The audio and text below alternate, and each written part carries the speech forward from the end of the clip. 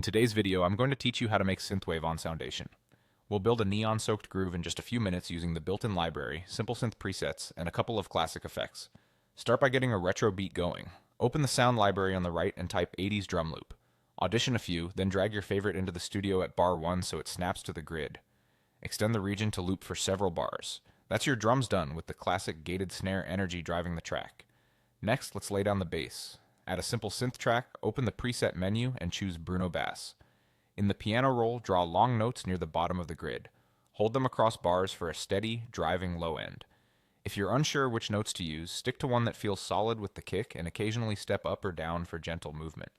Now let's add a melody. Create another simple synth, select daft lead, and sketch a simple hook toward the top of the grid. Short, confident notes with space work well. Make sure they sit nicely over the bass. If something clashes, nudge a note a semitone until it locks in. Shift an octave if the tone feels off. Time for the synthwave polish. On each of your synth tracks, click Add Effect and choose Fakie. This is the secret sauce that creates that classic pumping sidechain feel, so the bass and lead breathe with the drums. It will sync to your project automatically. If the pulse feels too strong, lower the mix, and if it's too subtle, bring it up.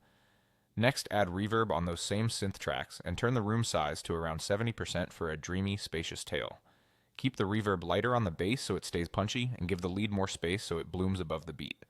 Hit play to hear the full groove. You've got a retro beat, a sustained Bruno Bass foundation, a catchy daft lead melody, and the Fakie plus reverb combo tying it together.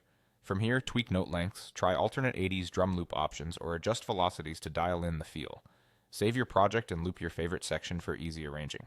That's all you need to start making Synthwave in Soundation. Enjoy creating, and I'll see you in the next one.